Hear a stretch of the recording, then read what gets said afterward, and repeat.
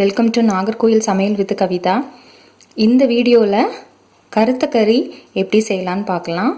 கருத்தக்கறி இது ஒரு ஃபிஷ் குழம்பு. இது எங்கள் ஊரில் பாப்புலர் ஃபிஷ் குழம்பு. எங்கள் ஊர் சைடில் மட்டும்தான் இந்த மாதிரி ஒரு குழம்பு வைப்பாங்க மீனில். இந்த குழம்பு எப்படி செய்கிறதுன்னு பார்க்கலாம் இந்த வீடியோவில். ஆஃப்டர் டெலிவரி இந்த குழம்பு கண்டிப்பாக எங்கள் ஊரில் செஞ்சு தருவாங்க. இந்த குழம்புல சுக்கு, ஓமம், கார்லிக்கு இதெல்லாம் செய்கிறதுனால உடம்புக்கும் வயிற்றுக்கும் ரொம்ப நல்லதுன்னு சொல்லுவாங்க. குழந்தைங்களுக்கு பிறந்த குழந்தைங்களுக்கு ஃபீட் பண்ணுற மதர்ஸ் இதை சாப்பிட்டா குழந்தைங்களுக்கு வயிறு வலிக்காதுன்னு சொல்லுவாங்க. ஸோ இது ரொம்ப ஹெல்தி குழம்பு கூட. மந்த்லி ஒன்ஸ் இது கண்டிப்பாக எங்கள் ஊர் சைடில் எங்கள் வீட்டிலலாம் கண்டிப்பாக இதை வச்சு சாப்பிடுவாங்க. வயிறெல்லாம் வலி வராதுன்னு சொல்லுவாங்க. ஸோ இந்த குழம்பு இன்றைக்கி எப்படி செய்கிறதுன்னு பார்க்கலாம்.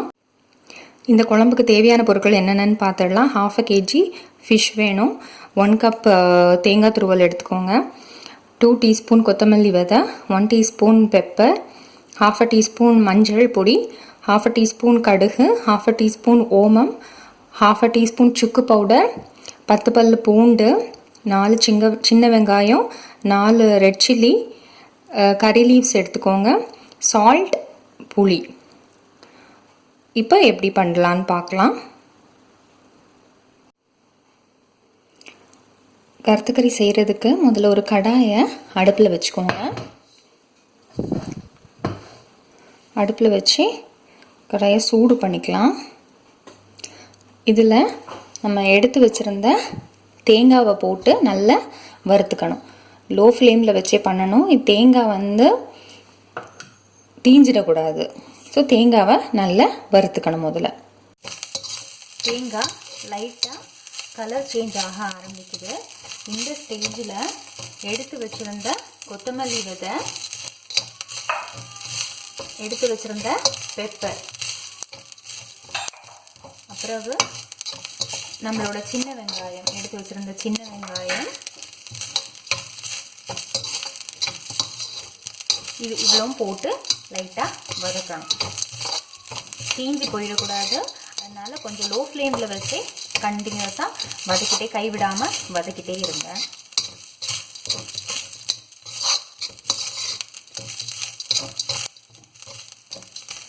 இது கூட எடுத்து வச்சுருந்த கறிவேப்பிலையும் போட்டு வதக்கணும்.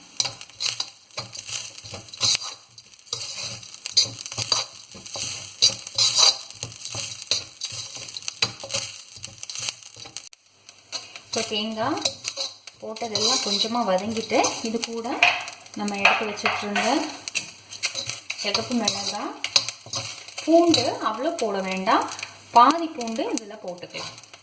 இந்த பூண்டு முழு பூண்டாகவே கறியில் போட்டுக்க வேண்டியதுதான். ஸோ இதெல்லாம் போட்டு நல்லா செவக்க வறுக்கணும்.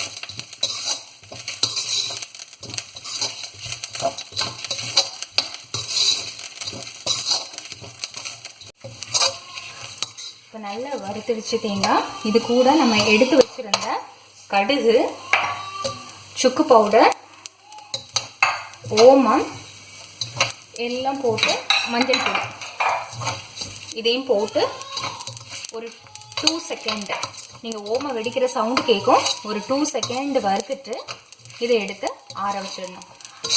இந்த மிக்சர் ஆறுனதுக்கு பிறகு இதை கொஞ்சமாக தண்ணி ஊற்றி நல்ல மையாக அரைச்சிக்கணும். அரைச்சி அதுக்கப்புறவு எப்படி கறி செய்யலான்னு பார்க்கலாம். இப்போவே நல்ல ஸ்மெல் வருதுங்க, கருத்த கறியோட ஸ்மெல்லு.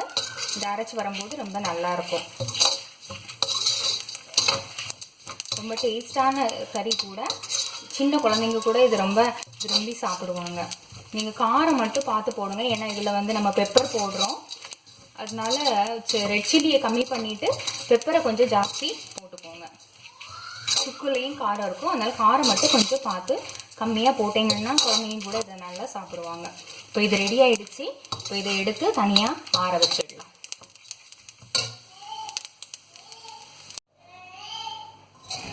இந்த வறுத்த தேங்காய் அந்த மிக்சர் நல்லா ஆறிடுச்சு. இப்போ இதை ஒரு மிக்சி ஜாரில் எடுத்து நல்லா மையாக அரைச்சிக்கணும்.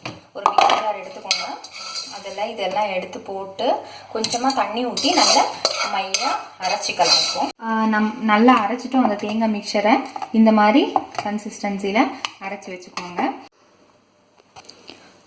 இப்போ ஒரு கடாயை அடுப்பில் வச்சுட்டு சூடு பண்ணிக்கோங்க. சூடு பண்ணிவிட்டு இப்போ அரைச்சி வச்சுருக்க இந்த குழம்ப அதில் ஊற்றிடணும். கொஞ்சமாக மிக்ஸி ஜாரில் தண்ணி ஊற்றி அதையும் கழுவி ஊற்றிக்கோங்க.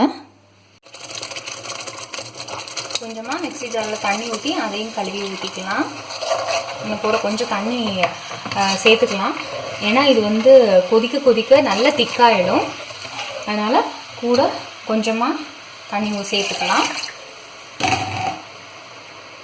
தண்ணி சேர்த்துக்கோங்க. சேர்த்துட்டு நம்ம எடுத்து வச்சுருந்த கருவேப்பிலை, மீதி இருந்த பூண்டு அதையும் இது கூட சேர்த்துடலாம். கூட சேர்த்துட்டு தேவையான அளவு உப்பு சேர்த்துக்கலாம்.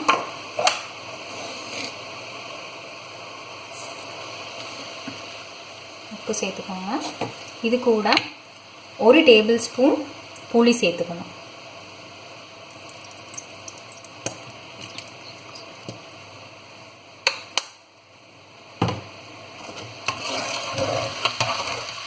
இது நல்லா கொதிக்கணும். உப்பு பார்த்துக்கோங்க எப்படி இருக்குன்னு. உப்பு கூட கொஞ்சம் வேணும்னா போட்டுக்கோங்க.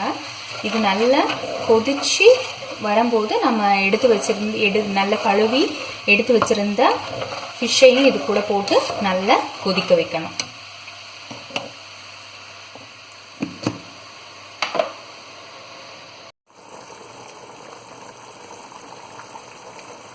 கறி நல்லா கொதிச்சிட்ருக்கு.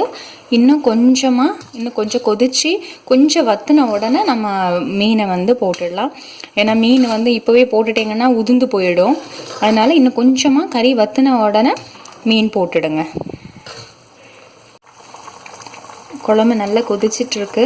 இப்போ பார்த்தீங்கன்னா உங்களுக்கே தெரியும், அந்த திக்காக இருக்க கன்சிஸ்டன்சி இது தெரியும். ஸ்டேஜில் அடுப்பை கொஞ்சம் கம்மி பண்ணி வச்சுட்டு நல்லா கழுவி வச்சுருந்த ஃபிஷ்ஷை அதில் போட்டுடலாம். ஃபிஷ்ஷு சீக்கிரமாக வெந்துடும். ஸோ ஃபிஷ்ஷு போட்டது ஃபிஷ்ஷு வெந்த உடனே நீங்கள் அடுப்பை ஆஃப் பண்ணி வச்சிடலாம். இந்த கருத்து கறி சாதத்து கூட ரொம்ப நல்லாயிருக்கும். இட்லி தோசை கூடயும் ரொம்ப நல்லாயிருக்கும். மீன் நல்லா வெந்துடுச்சு, குழம்பும் நல்லா வத்திடுச்சு. இப்போ அடுப்பை ஆஃப் பண்ணிடலாம். அப்புறம் உங்களுக்கு சர்விங் பவுலில் ட்ரான்ஸ்ஃபர் பண்ணிட்டு உங்களுக்கு காமிக்கிறேன்.